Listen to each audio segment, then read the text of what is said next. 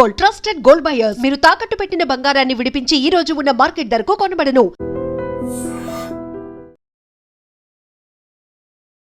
Hello viewers, welcome to iDream media.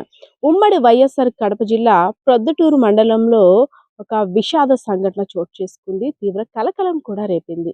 ఎందుకంటే భార్య భర్తల బంధం గురించి వేరే చెప్పనక్కర్లేదు. ఎంత పవిత్రమైందో, పెళ్లినాడు చేసే ప్రమాణాలు, దాని అర్థాలు, అదేవిధంగా నిండు జీవితానికి కూడా ఇద్దరు మార్గదర్శకులుగా నిలుస్తుంటారు భార్య భర్తలు.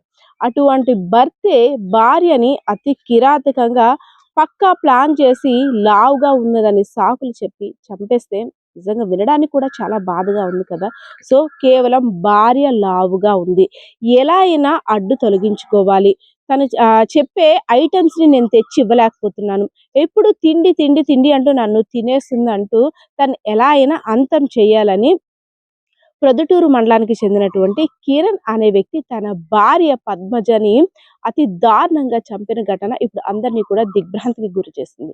ఏప్రిల్ 29వ తారీఖున తన భార్య చనిపోయిందని, తనకి ఏమీ తెలియదని, తన నుండి దూరం అయిపోయిందని దొంగ ఏడుపులు ఏడ్చేస్తూ అందరినీ కూడా నమ్మించాడు.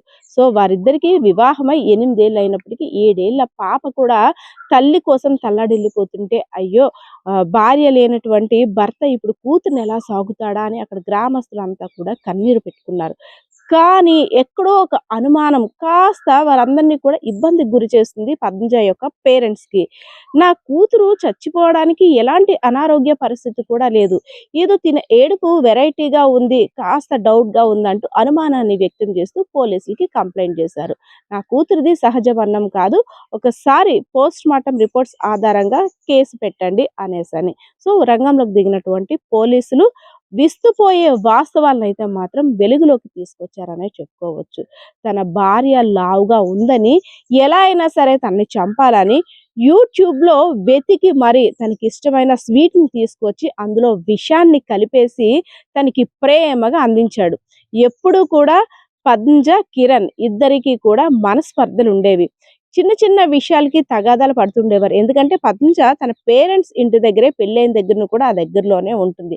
అలాంటిది తన భర్త ఒక్కసారిగా ప్రేమగా ఆ స్వీట్ బాక్స్ తెచ్చి తిను బుజ్జి తిను కన్నా అనేసరికి నా భర్త మారిపోయాడు, నేనంటే చాలా ఇష్టపడుతున్నాడు, చాలా ప్రేమతో తెచ్చాడని ఆ ఆనందాన్ని తట్టుకోలేక ఆ స్వీట్ని మరి ఇంకేమి ఆలోచించకుండా అందులో ఏముంటుంది, ప్రేమ ఆప్యాయత అనురాగం తప్పితే అని నమ్మి టేస్ట్ చేసింది. సో అదే ఆఖరి నిమిషం కూడా అయిపోయింది.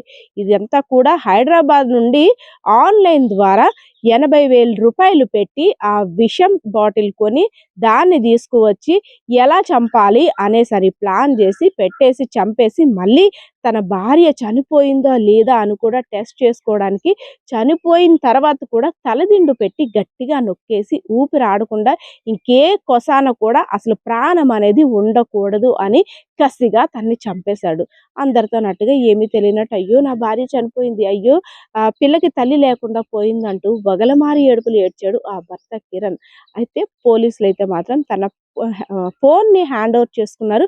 అదేవిధంగా తన కాల్ డీటెయిల్స్ అన్నీ కూడా చూసిన తర్వాత తను గూగుల్లో భార్యని ఎలా చంపాలి, అసలు ఎలా చంపితే మనం పట్టుబడకుండా ఉంటాం, స్వీట్లో ఏది కలిపితే తొందరగా చనిపోతారో అని అనేక ప్రశ్నలతో గూగుల్ని కూడా తికమక పెట్టేశాడు.